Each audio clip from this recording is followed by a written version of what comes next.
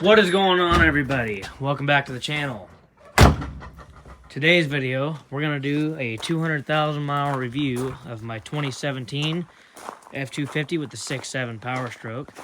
We're currently over 200 at the moment. I missed it by a little bit. 202,174. So, I'll talk as if it was at 200. It's close enough, right? There's baby Joe. She's all excited. What a beautiful day it turned out to be. It's crazy winter. It's February and we're sunny outside and nice, which I'm not complaining. It's nice to work. Most of the work's interior stuff right now, which is nice. Anyways, we're here for the truck. So, I'll give you the quick story. Bought the truck back in April of 2022. April 16th, 2022. It had 139,000 miles. It was beautiful. It was stunning. I bought it because I had a 22 ordered and it didn't come in. And now, if I could go back, I would have stuck it out and probably waited for the 22. But I needed a truck now, so I bought this. I had an extreme markup, an insane one. We're not going to get into the price and all that stuff and the money, because that's going to be the next video about this. We're going to do a full breakdown of what it costs to own and operate a 2017 6.7 Powerstroke. I'm going to give you a hint. I bet this costs more than a brand new truck overall. I mean, if you think about it, if you pay payments on it, plus repairs here and there and all that good stuff, it probably evens out. You might as well have a brand new one, especially if you're paying markup for this, if you pay way too much for a 17. But that's besides the point. Feelings are already hurt, so we're going to move on from it. Anyway, starting off, I bought this truck, and it's been great. It's been pretty reliable. It's never left me stranded. I'll go over the issues. So, we'll start with that. When I first got it, 139,000. I drove it about 3,000 miles, didn't even refill the DEF. I immediately got rid of it. Immediately. I was disgusted. I didn't want to be caught with a DEF jug in my hand. So I did not support that cause. Got it deleted immediately. Shortly after that, I sold the wheels. It had some 22s on it. I sold those. I bought some 22 Lariat stocks that are over there on the red truck right now. I put them on here. I sold the stock Michelins for $800, which is exactly what I paid for the wheels and tires, brand new. Sold the tires, and I bought brand new Toyo MTs. Put those on there, ran those a long time. Shortly after that, needed tires again. Bought some Recon grapplers on the same wheels. And then I realized I had these tires and wheels on the red truck that were sitting there rotting because the motor's blown.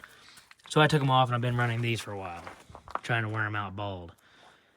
And then time goes on, truck's deleted, everything's happy. We moved to Montana. We have a great time. We drive the truck recklessly. We redline it. We do burnouts. We tow the gooseneck at 100 miles an hour in a hot tune. A couple good parties, a couple good donuts, a couple of good four-wheel drive boosted launches, and that left me needing manifolds at about 157,000.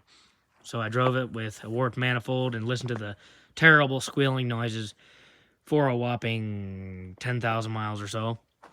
Waited till I got back to North Carolina for the winter to visit, and I replaced them. That was an expensive job.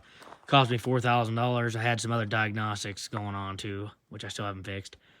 Diagnosed the front axle U-joints that were bad. Backup camera that was also not working at the time. So I have not fixed the backup camera yet. And I had a different shop, once I got back here, replace my axle U-joint and hub assembly on this side, which leads to another problem. The shop that did that, about a month later, I went to put these wheels on, and I noticed my front wheel was about to fall off. The bolts holding the hub assembly on were completely loose. Almost lost the wheel. Very dangerous. So with that being said, it caused my four-wheel drive, the automatic vacuum, to get messed up. I assume it's from that. So, yeah, four-wheel drive, automatic four-wheel drive does not work now. See, you can see the hubs are locked right now. That's kind of annoying. Not the end of the world. But anyways, the manifolds, that was a $4,000 repair. It was a pretty big deal. Studs were broke off in the head on the passenger side. Driver's side, I think, was pretty much the same deal. It was just terrible. So, exhaust manifolds were warped. Had to have them replaced. So we went with BD Performance manifolds, had that done. They have a lifetime warranty on them. Haven't had a problem since. Along with that, backup camera was bad. I already mentioned that. So I haven't fixed that. And then about a week after that, I had glow plug number 8 come on my codes. Had that replaced. The guy, he did it for free because, you know, I just spent a bunch of money with him. So I had that done. Glow plug number 8 was replaced, free of charge. And then we sailed pretty smoothly for a long time after that. And we haven't had any issues up until after 200,000. Now that's where the video gets confusing. Because if I would have made this video like I was supposed to, at 200,000, you wouldn't even know of this. But the problem occurred at 200,000, 600 and something miles. Battery light came on through a code, PO625, I think is what it was. And from my research, I just haven't crawled under there because obviously why would I want to right now? Why would I want to right now? According to research, these alternators never go out. They last a long time. This dual alternator truck, so I was like, oh no, an alternator. Apparently, it's probably not an alternator. There's just a wire. A couple of different rub spots that get rubbed, and being that the truck survives and lives on this extremely rough road, I'm fairly certain that that is the problem, is a worn wire. So I'll crawl under there and I'll find it one of these days and we'll fix that. As far as who owned the truck before me and the problems they had, I bought it from a dealer. I did find out who owned it before because of a video on TikTok I posted back when I was a brain-dead TikTok user of the strobe lights, and somebody commented on there and said, hey, we recognize that truck. And I found out through them exactly who owned it, and I reached out to them. And the truck never had any issues the entire time they owned it for the $140,000. Not one lick of issue. So that was happy. Good to know. So all the major stuff, no problem. No issues with fuel, no CP4 issues, no transmission, no engine problems, besides the manifolds. Other than the manifolds and the axle U-joints, which were kind of my fault, also from four-wheel drive boosted launches, I really haven't had any issues. Pinion still leaks a little bit. I got the stuff to fix that, but, you know, I don't know a truck that it doesn't leak, so that's pretty standard and normal. Overall, been pretty happy with it. Now, really, after 200,000, I'm starting to worry about some stuff because it just seems like every little, you know, a bunch of little stuff's kind of kicking up. The battery light, the backup camera, and now this. Like this handle, see, it doesn't retract all the way, which happened on a bad frozen day, so now I can't open the tailgate unless I push on it, so it takes 2 hands. Not a huge deal, very annoying. But this spring, when the snow melts, which it already is, but we could still get another big storm. Once I'm good and safe to drive the 2-wheel drive, I'll put this truck in the shop and have some, you know, stuff done, like the backup camera, get that tailgate latch fixed. Small stuff. This mirror was replaced from deer damage. I did hit a deer, so I had some radiator work done. All that stuff in the front was replaced. New bumper. That's not the truck's fault. That happened at 149,000, I think, something like that. Drive line's all original. No problems with those U-joints yet. No problem. The front end, the truck still drives good. I have a little bit of tire chop, so the shocks could be bad or anything by now at 200,000 and the rough roads I drive. Wouldn't be surprised with anything. I can assume some front end work coming up in the future. Here's some more evidence. Ooh, no death. As far as the way the truck's holding up, I think it's doing pretty well.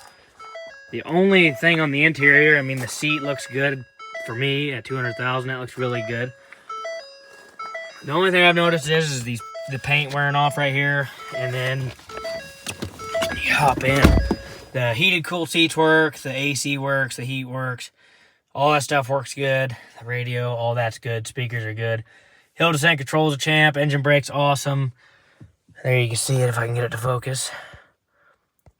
202,174. Yeah, and the paint is wearing off on the steering wheel here too. I can't get it to focus. The iPhone 15 Pro Max is trying too hard to focus that it can't focus. Yeah, it's kind of weird. But anyway, you can see right there, it's wearing off, and over here. So that's why, at least it's not black, so it's not as noticeable as this. This is all good. One thing I would change is I don't know why they don't rotate this 90 degrees.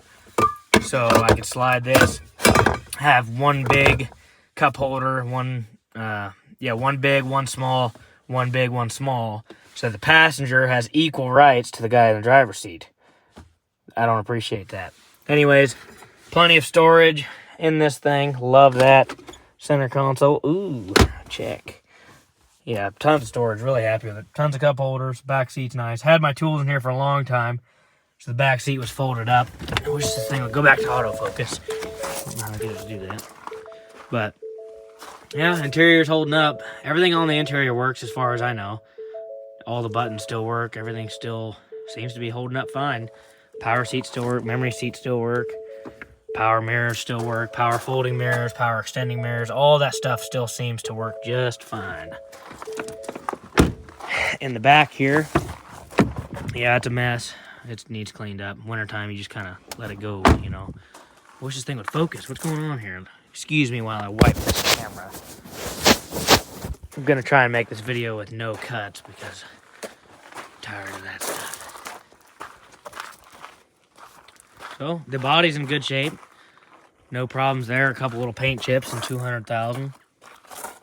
No big deal. Got hit by a grouse. Bent my antenna and took that out.